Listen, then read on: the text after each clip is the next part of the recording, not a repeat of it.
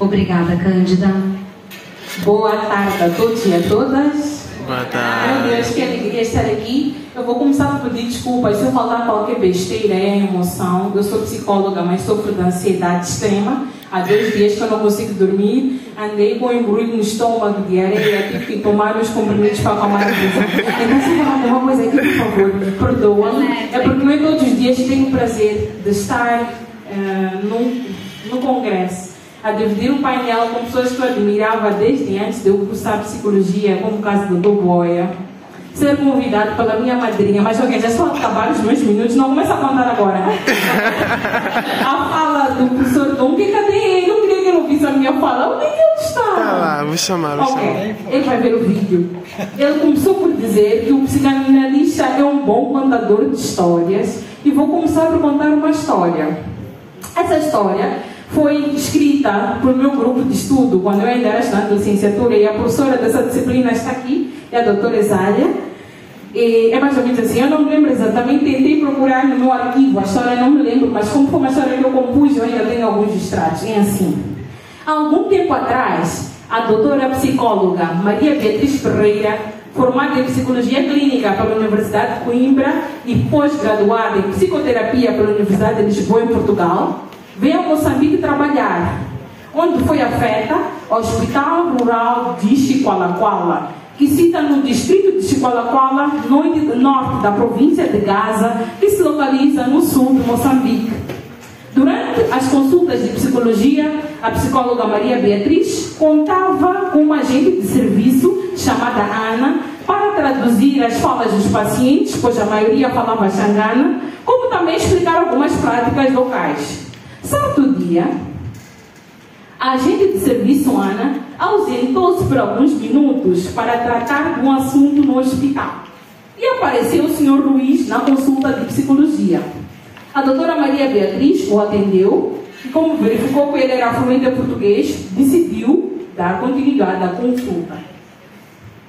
Durante a entrevista clínica, o Sr. Luís expôs que na noite passada e durante toda a madrugada foi a um tratamento tradicional e os espíritos dos seus antepassados incorporaram no curandeiro e o segredaram que a sua esposa o traía, era um infiel há muito tempo, e os seus 5 filhos que eles têm, nenhum deles é do Sr. Luís, pois ele era estéril. Sr. Luís contou também que as vozes eram dos seus avós e do seu bisavô, e era visível o quão o Sr. Luís estava transtornado, agitado e não sabia o que fazer. Por isso, antes dele voltar para casa, decidiu passar para a psicóloga para saber o que fazer, porque ouviu que chegou uma branca que poderia lhe ajudar.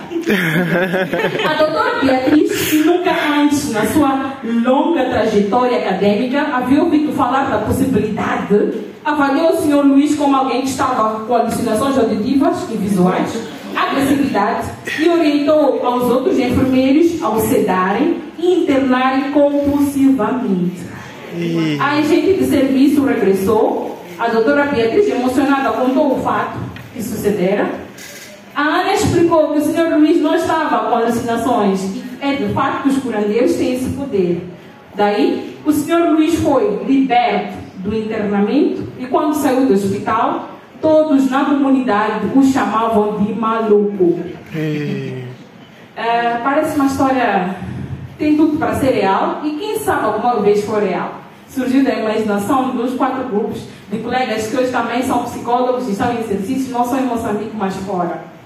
E esse é caso não só dessa dona Beatriz, que nós, enfim, atribuímos uma nacionalidade estrangeira, mas poderia ser a Cândida, poderia ser a Selma, poderia ser um outro psicólogo que, na sua agenda, aprenda a psicologia, aprenda a psicanálise que veio do Freud, sem nenhuma afiliação local, e que não teve disciplinas como psicologia cultural, perspectivas africanas do fenômeno psicológico, essas 2 disciplinas que a doutora Esália muito bem me deu, e em parte é uma disciplina muito odiada por todos os alunos, porque nós falamos do quê? Falamos de remédio da lua, toda hora, sei lá, parece que os nossos traços culturais, sei lá, algum momento, por já estamos imersos neles, nós queremos apartar-nos, queremos estar com o que sejam lá longe, não fazer parte de nós. mas lamento informar, talvez os estudantes de psicologia aqui, é sempre o nosso pão de cada dia. Falo isso porque eu também, quando terminei o curso, fui afeta ao Hospital Rural de Sicumbani, agora é distrito de Limpopo, na altura era distrito de Xaixai, embora seja moçambicana, tenho a pele mais clara, já era mulungu, não falo xangai na confluência, e sofri muitos rótulos pelos pacientes, pelos colegas, mas pela minha singularidade e simpatia consegui sobreviver lá. Ou seja, e é uma coisa muito engraçada, porque a psicanálise no fundo lida com o sofrimento, lida com a dor. E na cultura, nós também temos estratégias próprias para lidar com o sofrimento e a dor. Vou falar do luto, que aqui no sul, uma prática comum às viúvas é fazer o kuchinga. Que é, entre aspas, manter relações sexuais com o irmão, que antecede, etc. Vocês todos sabem. No centro, culpa, acho que é isso. E não só isso, as nossas crianças, quando nascem, por questões da lua, dá experimento da lua, para que elas possam sobreviver. E eu estou cansada de receber, principalmente, eu já trabalhei numa escola infantil, agora estou com adolescentes, já trabalhei numa pré-escola e também para a primeira infância. E era comum a mãe aparecer com um filho com diagnóstico de atraso mental ou uma certa hiperatividade. Ela dizia, mas psicólogo, vou ser sincera contigo, eu sou daqui do sul, o meu marido é de Nampula. E esse meu filho que tem problemas, a minha sogra proibiu que eu desse remédio da lua. Por isso é que ele é assim hiperativo. Já o segundo, eu dei o remédio às escondidas e disse, está tudo bem, não tem problemas. Mas, porque a minha sogra não permite, ou seja, são diferentes etnias, lá não dão, aqui dão, e já é uma confusão. Nós somos um país multicultural, o doutor Guam já esteve aqui a falar, temos várias etnias, temos mais de 20 línguas nativas e etc. E é importante que o psicólogo não se aparte disso, jamais. É belo aprender sobre Freud, e aí devemos ter um bocadinho de open mind para ferir e pensar localmente. Como é que Freud interpreta o tal medo da lua? E Freud nunca acabou de escrever, e ele escreveu sobre cultura.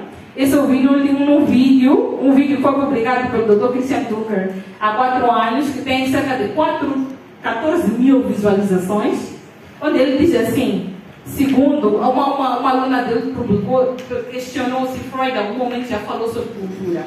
O Dr. Dunker estava a responder que no alemão a palavra cultura tem 3 significados possíveis. O primeiro, que é Bildung, quer dizer formação ou educação. Segundo, Kunst, quer dizer museu, artes, relíquias. E o último, civilização, quer dizer práticas de etiqueta, civilização, chique, etc. Culturalmente, as pessoas devem saber que cultura, muita gente pensa que é só música, é só arte, é só capulano, turbante, que eu estou aqui, mas não. Tem a ver com conhecimentos, tem a ver com hábitos, tem a ver com costumes, tradições, o viver, o dia a dia, que não é hereditário, não é porque eu nasci, já se tem uma cultura comigo, mas é aprendida e é passada de geração em geração através da educação. Educação essa que não é formal, pelo contrário, é informal e é por imitação. Se vamos já perguntar a essência, por que eu amarei o turbante dessa forma? Eu não sei explicar, mas a minha mãe me ensinou. E também ela foi ensinada por alguém. E hoje, eu apareço aqui de turbante, há muito tempo atrás. Hoje em dia estamos a ver aqui muitas meninas de cabelo crespo, mas se vocês podem notar, há 10, 5 anos atrás, todas nós despisávamos o cabelo. Todas nós queríamos andar com a existência, mas já até hoje, algumas delas, e claro, todo mundo é livre de fazer isso. Mas estamos a resgatar o nosso black, o nosso lenço, as nossas cores, coisas que nos foram impostas pelos outros.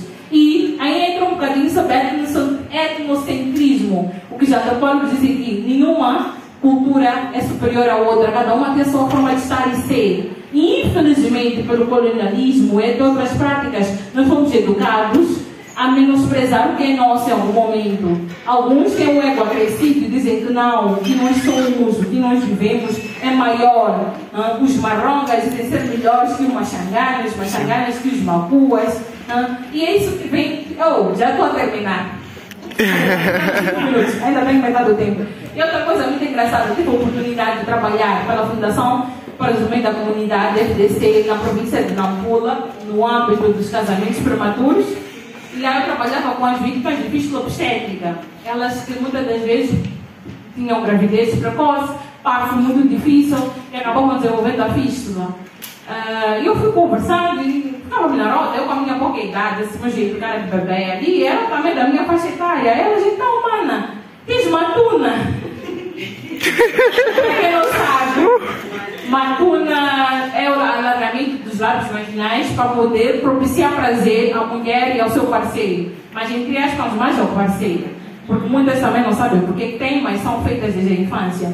Eu dizia, não, mas como é que vocês fazem lá no sul? Como os homens, é por isso que vos deixam. Eu não era casada, eu não sou casada. Elas diziam, mas não és casada? Não, é por isso que vos deixam. E eu quando falava, e era a minha coisa, eu como mulher, eu sou defensora de direitos humanos, e quando eu falava a elas, não, eu fui estudar, eu vivo sozinha, eu tenho minha casa, elas, uau, eu terminei na terceira, eu terminei na quarta. E nasceu um despertar, tipo, uau, eu posso influenciar a ter melhor. E elas também já quiseram tentar fazer matunas em mim, para sentir o prazer que elas diziam sentir. Então, acho que há muitas diferenças culturais, mas há aspectos culturais comuns em todos, que é o amor, que é a delicadeza, que é a harmonia. Porque, no fundo, algumas práticas culturais podem ser opressoras, sim. É na cultura onde, às vezes, aprendemos que quando estou grávida e uso com albino, tenho os pilos cheios. É na cultura onde, às vezes, eu aprendo que os homens não podem comer na panela, senão no dia do casamento vai chover. Mas quem garante que ele vai casar? É uma coisa natural, é natural que chova. Então, é normal. Então, é na cultura que existem algumas práticas, como as uniões prematuras, que nos oprimem, que façam que a mulher não desenvolva numa visão ocidental, mas a nível cultural tem algum sentido. E eu procurei perceber melhor, e hoje algumas delas voltaram à escola, algumas delas foram libertas dessas uniões. Mas a mulher tem que estar um pouco. Desculpa falar com mulher, acho que é uma vez que eu sou feminista. Mas, ok, homens e mulheres devem estar numa posição de poder escolher. Porque, no fundo, a cultura, inclusive o louvor, a religiosa, não era para machucar as pessoas, era uma forma de controle social. Inclusive, os mitos tinham um lado positivo, controlar as pessoas para que não tivessem outras patologias futuras. Controlar, para ter um controle social, para nós crescermos dentro de normas, de moralidade, do ser e estar. É por essa razão, a minha avó dizia, nos meus tempos, e quero crer que hoje em dia, Freud falou do complexo de Édipo e de Eletra, hoje ele poderia falar do tal sexting, sexo via telefone, sexo ao celular, sexo online, namoro virtual. Na altura trocava cartas, hoje é por Zoom, hoje é por... Não sei, não gostaria de ver, porque foi alguém que esteve muito à frente do seu tempo no século XIX, não foi percebido. Inclusive eu odiava Freud. Talvez ainda odeio, mas hoje me percebo melhor. Obrigada. Tchau. A sala de palmas.